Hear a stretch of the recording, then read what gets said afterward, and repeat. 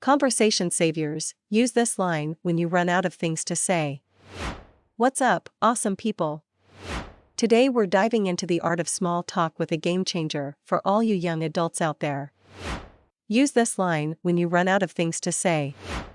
We've all been there, awkward silences, fumbling for words, it happens to the best of us. We've all had conversations that feel forced or boring or are filled with awkward silences, it can be almost painful.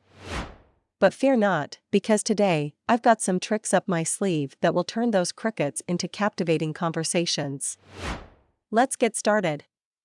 So, picture this, you're chatting with someone, and suddenly, you hit a wall.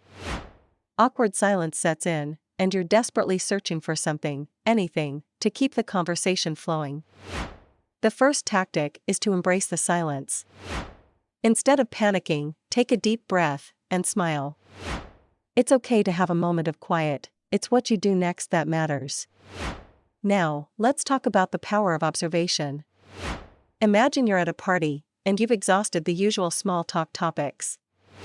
Take a look around and notice something interesting, maybe it's the funky artwork on the wall or the eclectic music playing in the background.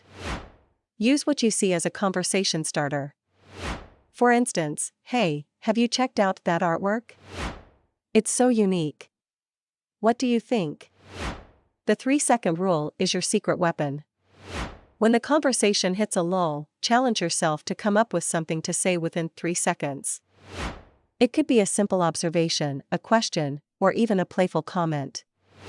The key is to keep the momentum going. For example, so, if you could have any superpower, what would it be? Now, let's dive into shared experiences. Think about something you both have in common, maybe you're at the same event, took the same class, or have a mutual friend. Use that common ground to reignite the conversation. Hey, did you catch that last lecture? It was mind-blowing. What are your thoughts?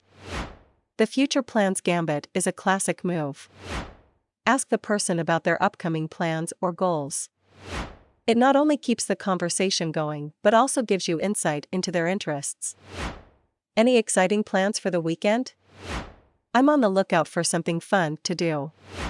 Now, let's talk about curiosity. People love to talk about themselves, so use that to your advantage. Ask open-ended questions that spark curiosity and encourage them to share more. If you could travel anywhere in the world, where would you go? I'm always looking for new adventure ideas. Compliments are conversation superheroes. Imagine you're at a networking event, and the conversation stalls. Compliment something about the person. It could be their style, a skill they showcased, or even their choice of snacks.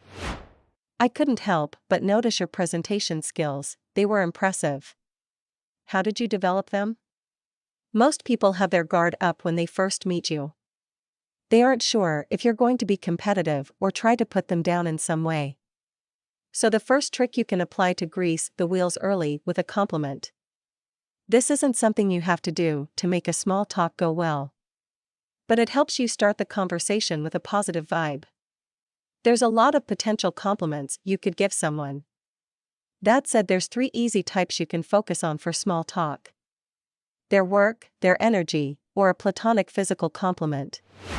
With those 3 options, you should be able to compliment almost anyone you meet. The vulnerability card is a powerful play. Share a small vulnerability or a funny moment from your day. It makes you relatable, and it often encourages the other person to open up. For instance, you won't believe the crazy thing that happened to me today. I spilled coffee all over my notes in the morning meeting. Ever had a similar mishap?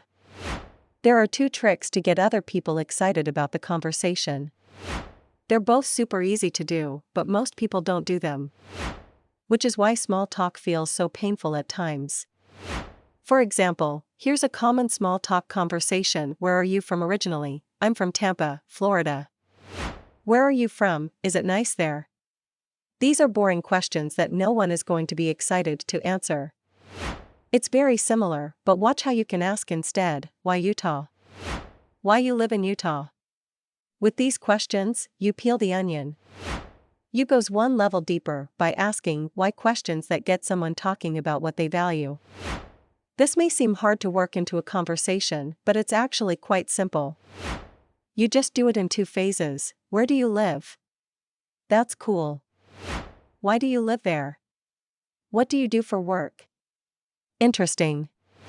Why did you decide to do that? These questions are fun to answer. Let's spice things up with a random fun fact.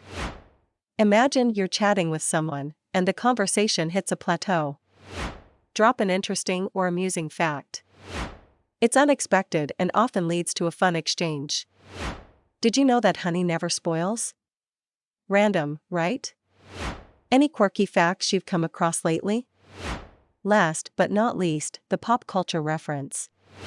Whether it's a movie, TV show, or a recent viral trend, use it to your advantage. Have you seen that new show everyone's talking about? It's got me hooked. Any recent favorites you'd recommend? And there you have it, your arsenal of conversation saviors. The next time you find yourself in a conversational tight spot, remember to embrace the silence, observe your surroundings, and unleash one of these tactics. If you found these tips helpful, give us a thumbs up, subscribe for more conversation hacks, and share your go-to lines in the comments below. Until next time, keep those conversations flowing, and remember, awkward silences are just opportunities for epic comebacks. See you, guys.